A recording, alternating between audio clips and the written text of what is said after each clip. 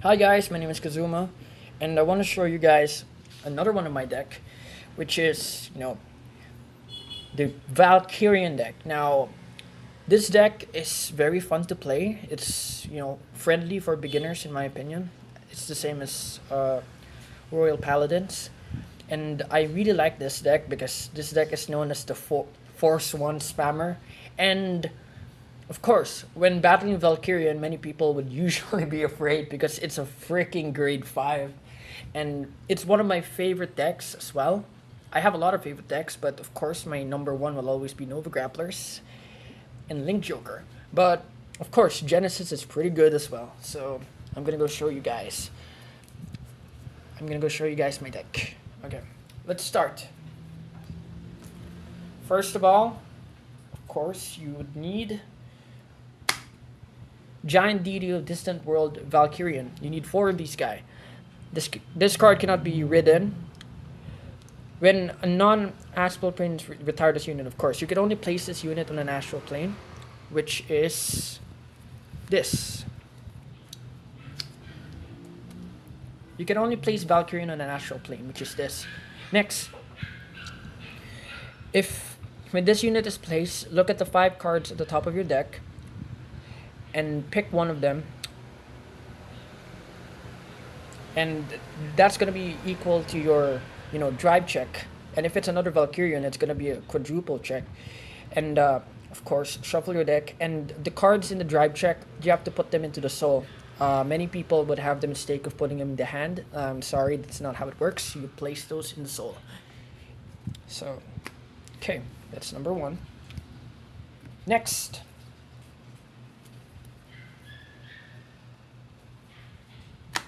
Gleaming Lord Uranus.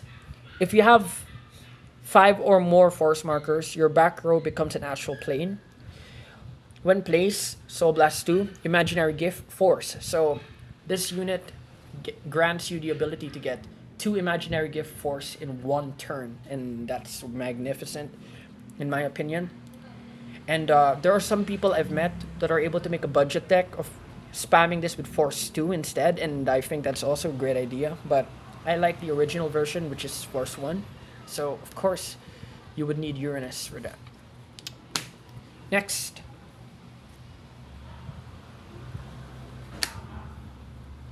Perseus Probity. When it attacks the Vanguard, counterblast 1, draw 2 cards, and put that card into your hand and soul. And that's the standard. This was actually in the trial deck. I still keep it because in my opinion it's very important, and I like his ability to draw cards in your hand. Like if you're gonna use this clan, you would have a lot of cards in your hand, and drive checks will be out of nowhere. So of course this guy's important too. Next, your main grade 2 would be Prometheus of the Dancing Lights. One place, look at the 2 cards at the top of your deck, 1 to soul, 1 on top of the deck. Next, when it attacks, if your opponent's Vanguard is grade 3, or this unit gets plus 5,000 till the end of the turn, so plus 5,000 power. When it attacks, like I said, if your opponent's Vanguard is grade 3, this unit gets plus 5,000.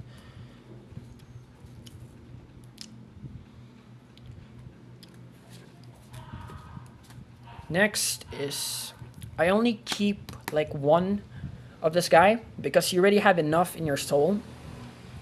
At the end of the battle that it attacked the Vanguard, put this unit into your soul, draw a card, and soul charge. I like this guy's ability because you are able to soul charge, then you're able to draw a card, and it's very useful. It has two soul charges, draw a card, then soul charge. So very powerful, but I only keep 1 because you already have enough soul charge if you ask me. Next, Battle Maiden Mitsuki. 1 place, counter blast 1, soul blast 1, draw a card, and get Imaginary Gift Force. And that Force only goes to the Vanguard. Now, I like this unit because it's like having a grade 3 early in the battle. And usually I would use Mitsuki as much as possible. And if you're having a chance and you have Mitsuki in your hand and it's your turn to ride a grade 2, I would recommend putting Mitsuki right away because she's only a Vanguard skill, and in terms of her ability to grant you imaginary gift force early, and I think that's really good. You really need your force as much as possible.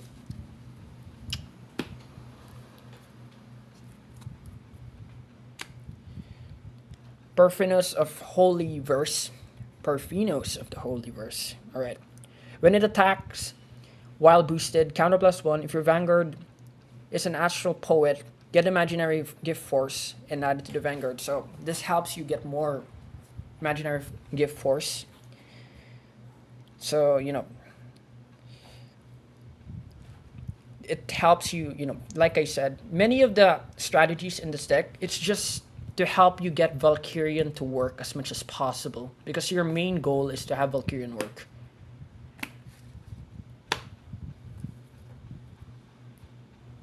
Okay, now this deck has a lot of soul charging. Now it's time for a lot of soul blasting. If your astral plane has a unit, this unit gets plus 5,000. And wait for it.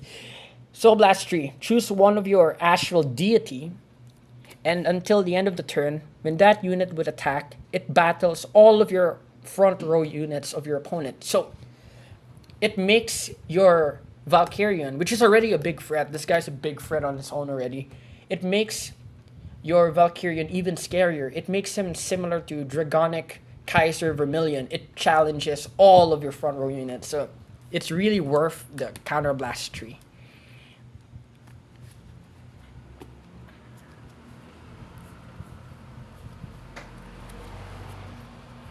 Next is Atlas of the Heavenly Spear.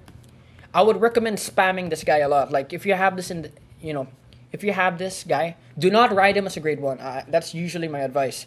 I usually don't ride him as a grade 1 as much as possible because I usually spam the second skill. The first skill is good, like when placed, Soul Charge 1, but like I said, in my opinion, I don't recommend riding him. Spam the second skill. Counter +1, put this unit into your soul, draw a card, and if it's an astral poet, get imaginary gift force. So spam the second skill. Keep using this guy as a soul charge, then you get a free card, then force. 3 in 1. And that's magnificent. So like I said, spam this guy as much as possible. It helps you get into Valkerion easier.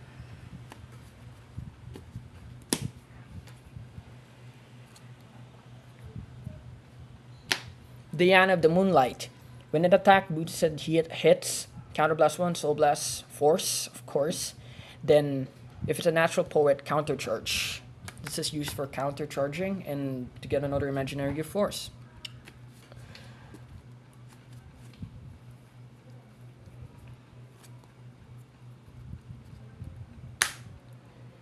If your astral plane has a unit, this unit gets plus 5,000.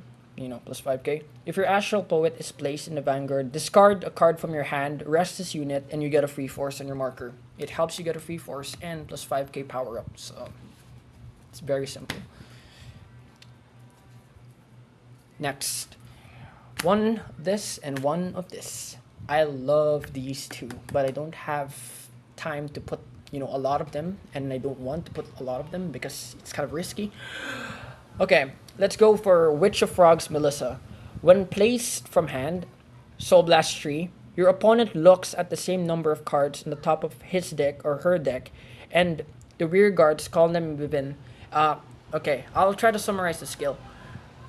This unit, Soul Blast tree, for all of the units your opponent has, they have to replace it with all of the top cards, so they're wasting resources. Oh yeah, and just to make sure, the abilities do not activate. It says here that the abilities don't activate when they replace the card. So they're just wasting their units. Now, for other people I've met who make budget decks, who want to run a Uranus Force 2, they would usually spam this because it doesn't say once per turn. So imagine having 4 of this and you would spam a lot of, your opponent would have to keep wasting cards and they would get decked out. And that's another way for you to win. So, very useful. Next, one place counterblast, and this unit gets plus shield. This is a guarding. You use this for guarding. Counterblast 1, and this unit gets plus 10k until the end of the turn. If your Vanguard is a natural poet, get an imaginary gift force and put that into your Vanguard. So, how does this work? You guard it, counter bless, plus 10k shield, so it's 20. It's equal to a heal trigger, and you're able to get an imaginary gift force for free. If you guys notice, majority of them are built to actually strengthen and get Valkyrian early. So, yeah, that's pretty much it. They just keep spamming force. I call this deck the Force 1 spammer. Alright. Now for triggers. Kokurihime, which is a critical trigger. Cyber Tiger, another critical trigger.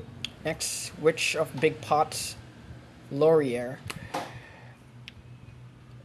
Heal trigger. Next, Kushinada.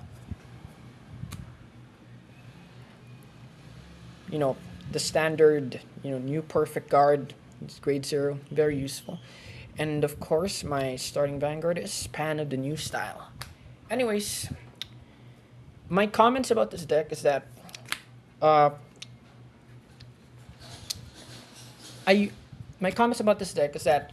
when usually I would go to tournaments and there's going to be team battles, I would usually use my Nova Grapplers, and my other teammate who forgets their deck, or if they don't have a deck or a newbie, I would usually let them use this, and we still win.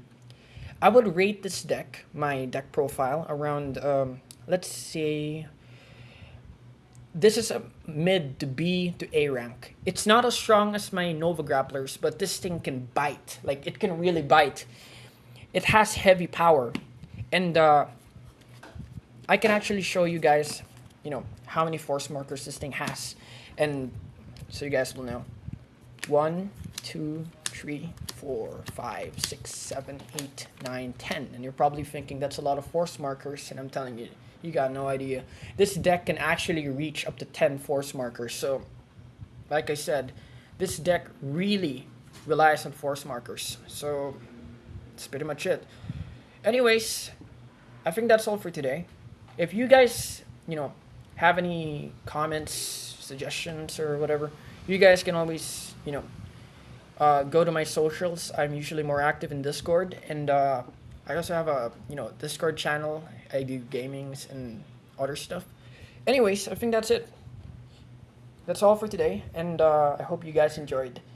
This is my deck profile. It's also a bit weird, but I like building budget aesthetic decks. That's usually my type. I like building decks that are within style and powerful and unique. I don't like using meta stuff. I don't really care so much if the card is ultimately strong. I mean, when I mean ultimately strong, I mean it doesn't have to be bling. I'm not really into the bling kind of stuff.